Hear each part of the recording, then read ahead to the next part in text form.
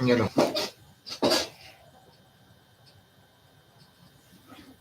cette semaine, Bezrat Hashem, Blineder, on va développer des sujets très d'actualité, surtout toutes les, par exemple, toutes les épices, etc. Et surtout les produits qui ont besoin d'être vérifiés. C'est quoi l'interdit aussi de Tolaïm? Donc, Bezrat Hashem, on va quelques halachot aujourd'hui en expliquant de toute évidence chacun des sujets.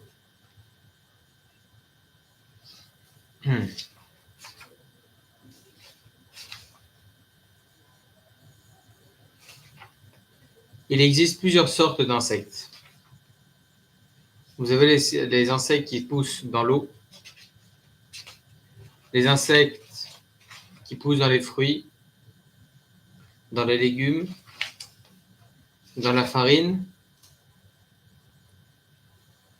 dans les céréales en général, d'accord, et dans les légumineuses. Je vous ai dispatché ça en plusieurs parce que chacune des insectes que l'on va voir selon les groupuscules que l'on vient de donner, eh bien, il va avoir une halakha différente, mais il y a quand même un dénominateur commun entre eux, c'est que tant qu'ils ont été godel, tant qu'ils sont nés à l'intérieur, l'interdit n'existe pas. Quand est-ce que l'interdit existe? C'est lorsqu'ils commencent à sortir du produit en question. Là, ils prennent le statut de tolaat, d'accord, d'insecte, sur lequel il est dit bria afilou be'elef betela. D'accord? Donc, même dans 1000, ça ne s'annulera jamais. Voilà donc pourquoi, les amis, on a tant de khumra sur le sujet des tolaïm, parce que c'est ce qu'on appelle, comme on l'a développé ces dernières semaines, enfin ces derniers jours, par rapport à Bria Lobetela, hein, une entité, quelque chose qui est existant, quelque chose qui est vivant, qui était vivant, eh bien, ne s'annulera jamais s'il reste dans les caractéristiques qu'on avait rapportées sur le Shulchan Aruch. Il faut qu'il soit entier, il faut qu'il soit quelque chose qui est vivant à la base, même s'il est mort, etc. Donc, on a donné 3 caractéristiques. Selon ces 3 caractéristiques, on comprend pourquoi Bria, hein, il y a tant de khumra, parce que Bria Lobetela. Alors, c'est écrit dans la Torah la chose suivante. Écoutez bien, les amis.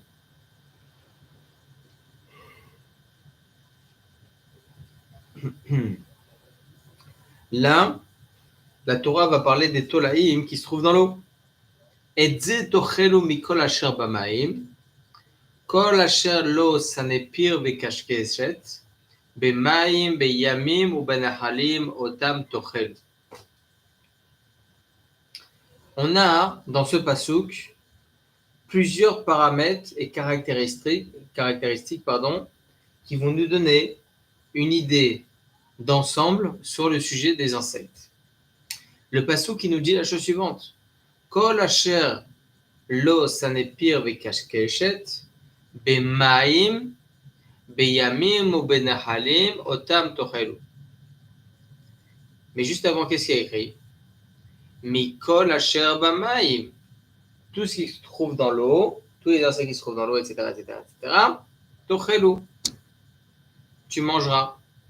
Chachamim nous apprend de là, comme c'est écrit dans le traité Choulin 66b, דווקא הגדלים בימים ובנחלים צריך שיהיה לו שדה פיר וקשקשת, אבל הגדלים בכלים, אף על פי שאין לו שדה פיר וקשקשת, מותר לאכול. ולכן יכול לשתות מהכלי שיש בו תולעים, ואף שיביא בפיו מותר. Ah, c'est très intéressant. On nous donne une autorisation, on va dire, limitée sur les poissons, d'accord? Sur tous les animaux aquatiques en général, en l'occurrence les poissons. Il faut exclusivement qu'il y ait donc les écailles et les nageoires, et qui grandissent dans les eaux, dans les mers, dans les fleuves. Ceux-là, on pourrait les manger. Qu'est-ce que nous dit la Gemara dans le traité Choulin 66b? Uniquement ceux qui vivent dans les fleuves, dans les mers, il faut qu'il y ait sanepir vekashkeshet. il faut qu'il y ait les écailles et les nageoires. Avalak delim, bekelim, afalpi, shelo. Ça n'est pire avec kaskeshet, mutar lechol. Mais, c'est ce qu'il dit ici, tout ce qui vit dans des ustensiles, pas dans les fleuves, pas dans la mer, pas dans les océans, mais dans des ustensiles, dans des tonneaux, dans des cruches. Afalpi, shelo, ça n'est pire avec kaskeshet, bien qu'il n'ait pas d'écailles et de nageoires, mutar lechol. C'est permis de manger. ולכן יכול לשתות מהכלי שיש בו תולעים, אף שיבוא בפיו. Donc là, c'est vrai, jusqu'à présent, on parlait des poissons. Mais là, tout être vivant qui se trouve dans l'eau est interdit, sauf s'il a donc des écailles et des nageoires. Sauf ceux qui vivent pas dans les fleuves et dans les océans ni dans les mers, mais dans des tonneaux. Étant donné qu'ils ont commencé à vivre à l'intérieur, il n'y a aucun problème.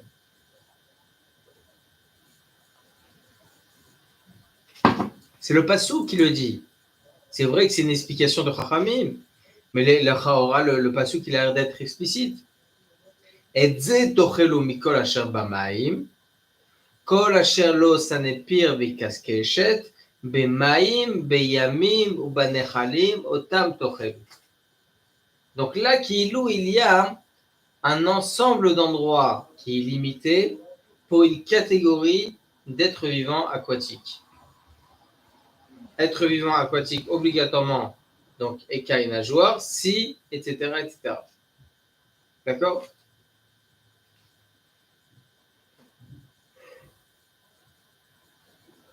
Chachamim, ils ont appris encore autre chose, les amis. Écoutez bien. Le passou qui dit Mayim animsaim beborot, shamaim betocham, mechunasim ve'atsurim, וגם אינם מים נובעים, הרי הם כמו מים שבכלים, והתולעים שנולדים שם מותרים באכילה. Vous avez des eaux qui se trouvent dans des puits, d'accord, dans des cruches, dans des tonneaux, le méchané. Enam novim, ça part pas et ça revient pas. Ça reste dans un endroit. C'est considéré comme maïm chez Bakelim. D'accord? D'accord? Et donc, c'est considéré comme des eaux qui se trouvent dans des ustensiles. Et donc, effectivement, tant que ça grandit là-bas, il n'y a aucun problème de boire. D'équivalent de l'odomim, les yamim, venachadim, she'em maïm novim, vezochadin, bien que ça ne ressemble pas, étant donné que ça ne ressemble pas aux fleuves, aux océans, aux mers, que la mer elle part, elle revient, etc. Et là, mais ils sont complètement, ces eaux-là, ils sont complètement refermés sur eux-mêmes. D'accord? Moutar, c'est permis. ולכן יכול לשתות ולהתכופף ולשתות מהם עד שאבו התולעת בפיו ואינו נמנע. Même si le truc qui vient sur sa lèvre, aucun problème. D'accord? Alors là, ce que je suis en train de vous lire, les amis, c'est une introduction rapportée dans le livre Orechemim, j'ai oublié de vous le préciser. Et donc, dernier paragraphe que j'aimerais vous traduire, pas dernier, pardon, avant-dernier, parce qu'il est très important le dernier aussi. Écoutez bien ce que nous dit ici. וכל זה שהתירו דווקא שהתולעת לא פירשה לאחורי הכלי ולא על שפת הכלי, אבל אם פירשו ממקום שגלו לאחורי הכלי או על שפתו, אסורים אף על פי שחזרו אחר כך לתוך המים שבכלים. אבל אם פירשו לדופני הכלים, והכלים, דופני הכלים בפנים, וזה לא נקרא פירושו ומותרים, כי הם עדיין במקום גידולן. Alors qu'est-ce qu'il va nous dire ici? Écoutez bien. S'ils sont sortis de leur endroit, c'est mort. Ils sont considérés comme tolaat, afilou ba'elef le batil. Même si l'insecte il repart à l'intérieur, c'est un problème. אבל אם פירשו לדופני הכלים מבפנים, imaginez-vous, vous avez un ustensile comme ça. D'accord, on va faire les choses claires. Si l'insecte, il sort de dedans, hop, il va à l'extérieur, sur la paroi extérieure. Terminé. Terminé. Pas le droit de le manger, pas le droit de le boire, c'est fini. Et s'il repart dedans et que tu ne le trouves pas, tout est à sourd. Hop, tu prends, tu jettes à la poubelle. D'accord? Là, imaginez. Pour le manger, il faut qu'il sorte de son endroit. C'est-à-dire? Vous ne pouvez pas le manger dans le tonneau. Vous n'allez pas mettre votre tête dans le tonneau pour le manger. C'est pas dit ça. J'ai dit, est-ce qu'on a l'obligation, est-ce qu'on a l'interdit de boire une telle eau alors qu'on sait qu'il y a à l'intérieur des insectes? Non, d'accord, mais vous dites, tant s'il sort de l'endroit, il est bien interdit. Mais pour le manger, il faut bien sortir de l'endroit, cette bête-là. Il n'y a pas d'interdit, il n'y a pas d'obligation de le retirer s'il n'est pas sorti. C'est ça que je vous dis. Non, c'est pas compris. Il n'y a pas d'obligation de. Il n'y a pas d'obligation de sortir l'insecte si l'insecte se trouve à l'intérieur de l'eau, par exemple. D'accord? Il a grandi là-bas. Tant qu'il a grandi là-bas, on le laisse tranquille. Et on peut boire l'eau. Ah, parler de boire, parce que uniquement pas le vol de viande. Oui, bien sûr. J'ai un tonneau là, imaginez-vous. Ou une cruche au méchanet. Et je sais qu'à l'intérieur, il y a de l'eau pas 100% potable. D'accord? On voit même des petits verres comme ça hop, qui bougent à l'intérieur. Ils ont vécu dedans.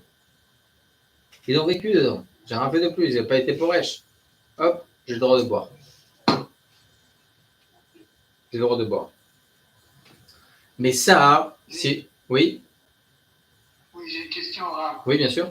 En exemple, vous avez un poisson qui n'est pas caché. Il n'a pas d'écailles, il n'a pas de nageoire. Vous avez un grand tonneau dans lequel vous élevez un poisson comme ça. Vous avez une partie de l'œuf, vous élevez ce poisson, vous pouvez le manger. Vous l'avez rentré dedans, vous. C'est considéré comme pirèche. Il faut qu'il ait vécu dedans depuis le départ. Non, il faut qu'il reste dans l'eau, donc ça veut dire que c'est des choses qu'on ne peut que manger avec l'eau. Même pas. C'est comme lorsque vous avez une pomme. Est-ce qu'on a l'obligation de vérifier à l'intérieur? Non. Ah, mais c'est possible qu'il y ait un verre qui est rentré, etc. Et alors? Il est rentré par où? S'il est rentré de l'extérieur, on l'aurait vu le trou. Si on ne voit pas trop, c'est-à-dire qu'il a vécu à l'intérieur. Il est né à l'intérieur. Dans le cas où il est né à l'intérieur, vous avez raison. Pas besoin de vérifier. Mais s'il n'est pas là. Quand il est dans la pomme, je mange la pomme, je mange le verre avec. Aucun problème. Quand il est dans l'eau, je bois l'animal avec. Non, On va dire qu'on va sortir l'animal pour l'insecte pour le manger. C'est forcément une action dans laquelle il y a l'eau et l'insecte. Oui, obligé. C'est pas le latolate qu'on va manger, vous avez raison. D'accord. Oui, bien sûr, bien sûr. On parle, est-ce que on les voit? On les voit, ces petits insectes. Est-ce que je dois m'empêcher de boire? Non. Bechavot, bois. Aucun problème. Aucun problème. Ce qu'on dit actuellement, c'est la période des cerises. Il n'y a pas besoin de les vérifier. Pourquoi? Parce que les vers, ils sont dedans, ils sont comme la pomme, ils ne sont jamais sortis. Il y a une différence. Je vais vous expliquer pourquoi, et ça, c'est très intéressant ce que vous dites. Parce que grâce à l'élément qu'on vient d'apprendre, on va avoir une compréhension extraordinaire sur tous les dynimes de Tolaïm. Pourquoi vérifier, Birklal? Je vais vous dire un truc. Écoutez bien. Écoutez bien. Une des seules obligations de vérifier, c'est pour Maritaïm. Maritaïm. Les gens ils vont penser, je suis en train de manger ça, etc., etc. Deuxièmement, c'est possible que la Tola, elle n'est pas née à l'intérieur par rapport au fruit lui-même. C'est possible que son œuf, elle l'a fait à l'extérieur et ensuite il est tombé à l'intérieur. Dans ce cas, ça serait quoi la halakha? C'est pas le cas dans les cerises. Non, vous avez raison. Les insectes qui pondent, ils pondent un œuf à l'intérieur de la cerise. Et les insectes qui pondent à l'intérieur de la pomme. Et l'insecte qui se développe. Pour la cerise, il y a encore un autre problème. C'est qu'il est possible qu'il y ait aussi des insectes à l'extérieur sans qu'on les voie. Vous savez comment je sais ça? Parce que bon, vous savez que il y a eu ces derniers temps la grande polémique par rapport au chocolat cerise, fruini ou je sais pas quoi. Bon, un méchanet. Donc, en fait, ce qui s'est passé, c'est que ces cerises-là, comment ils font? En fait, c'est quoi le chocolat fruini? c'est que c'est une cerise, comme ça, directement, il la trempe directement dans le chocolat. D'accord? Il y a certains qui posent la question, est-ce qu'on a le droit, on n'a pas le droit, etc. C'est intéressant comme question, Tarles. En fin de compte, c'est quoi? C'est quoi tout le Inyan? Eh bien, écoutez bien. Les Chora, toute la problématique, c'est ce que je vous ai dit au préalable. Dans tous les cas de figure, on ne serait pas obligé de vérifier, l'obligation est quand même Ishou Maritain. Juste par rapport à ça. On va voir que ce n'est pas la seule chose, hein, évidemment. Mais en tout cas, ça prend part. D'accord? Mais il y a quand même l'interdit de consommer ces dettes-là. Le maritime, c'est une chose. Mais non, il n'y a pas d'interdit. Il n'y a pas d'interdit. Je vous pose la question. Il y a une personne qui se blesse à l'intérieur de la bouche. D'accord? Est-ce qu'on va lui dire laisse la bouche ouverte pour ne pas que tu avales le sang? Non, il n'y a aucun problème. Pourquoi? Non, parce que ça vient de lui. C'est à l'intérieur. Vous avez tout dit. C'est à l'intérieur. Je me coupe, Razé Shalom. En reprenant les cerises, comment ça se passe? En général, une cerise, elle est tapée par un oiseau et ensuite il y a un moustique qui vient pondre un œuf dedans. Ça se passe comme ça. Donc, il vient bien de l'extérieur. Et s'il a poussé à l'intérieur, il vient bien de l'extérieur. Ça, je vous l'ai dit. Je vous dis, il y a des fruits, effectivement, c'est totalement comme ça. Sachez, juste que vous sachiez, on n'a pas besoin de vérifier en général parce que bon, c'est des choses qui ne sont pas fréquentes. Mais les mouches, c'est avec la même chose pour les tomates. Sur le dessus, là, la petite tige, eh bien, c'est à l'intérieur qu'ils pondent leur œuf, d'accord? Et ça tombe à l'intérieur de la tomate. D'accord? Ce que je vous dis, les amis, c'est pour avoir une compréhension claire sur le sujet. C'est quoi tout le Inyan de vérifier les cerises? Alors, il y en a certains qui vont dire par rapport au maritime, etc., s'il n'y a pas. Mais s'il y a, eh bien, c'est que ça, d'accord? S'il y a des tolaïm qui sont nés à l'intérieur près de Issour, tout le problème, c'est Mishou Maritime. C'est tout. Et si effectivement ça pousse de l'extérieur parce que c'est les mouches qui pondent, etc., au-dessus, etc., et bien dans ce cas-là, ça, voilà. Tout dépendra, est-ce que c'est Mishum Maritain, est-ce que c'est Mishum Kriyuv, etc., etc. Donc, tous ces éléments, ils sont clairs. Tous ces éléments, ils sont clairs. Ok.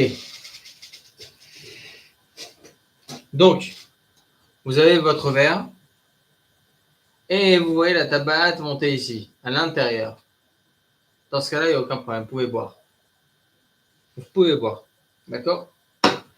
Si par contre, la tolate, elle est sautée, elle est partie de l'autre côté du verre, c'est considéré que ça s'appelle pircha et il n'y a plus d'autorisation. D'accord? Zéro autorisation à filou baé le bâti. Ok.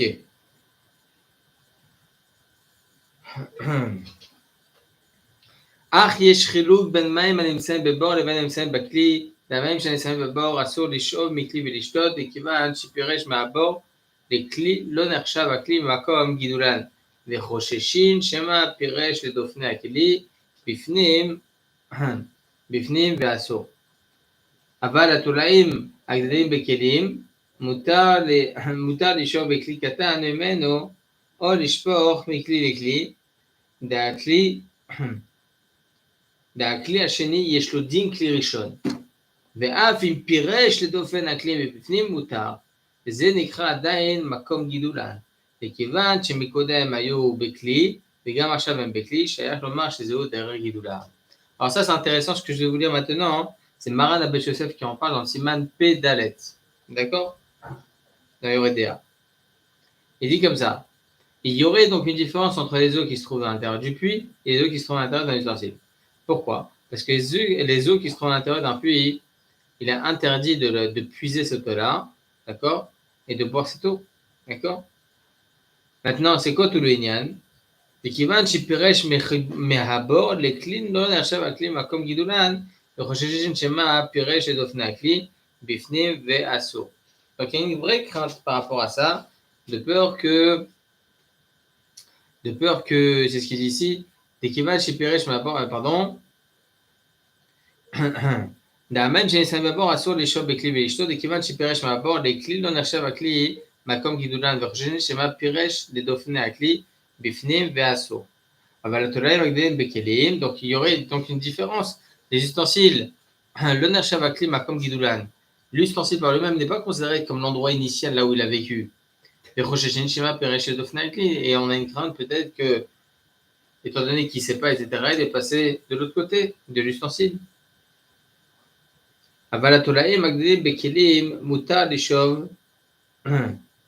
לשאוב בכלי, לשפוך מכלי לכלי, והכלי השני יש לו דין כלי ראשון. D'accord? Là, il nous parle donc d'un sujet, les amis, on va, Bezrat Hashem, continuer à en parler demain, que les insectes qui poussent dans les ustensiles, c'est permis de les pomper comme ça, moutar לשאוב בכלי קטן ממנו, ou les dauphins à clim bifnim ou moutar. Donc, on va le prendre, d'accord, avec de l'eau, l'ustensile avec de l'eau. Donc, dans ce cas-là, il n'y a plus de problème à ce niveau-là.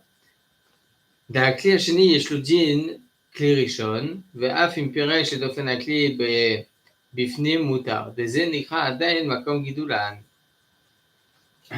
וכיוון שמקרים היו, pardon, שמקודם היו בכלי וגם עכשיו הם בכלי, שייך לומר שזהו דרך גידולם. Donc là, il y a un vrai lien que Bezrat Hashem demain développera. Est-ce qu'on considère l'ustensile comme kli rishon ou kli sheni, pas dans le sens de bichoul, de toute évidence, mais par rapport à son makom gidulan, est-ce qu'on le considère comme son endroit initial ou pas initial?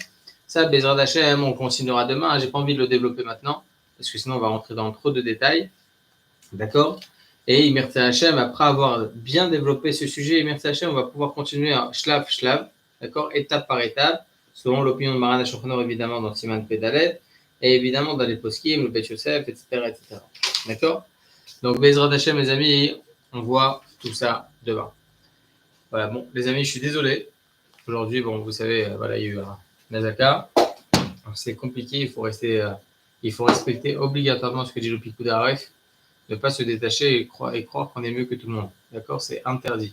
On doit écouter le Pikoud Aref à la lettre. Est-ce qu'il y a des questions?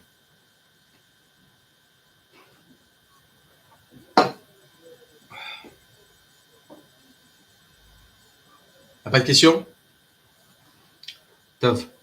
Chazak les amis. Qu'on entend des bonnes nouvelles pour tout l'homme Israël.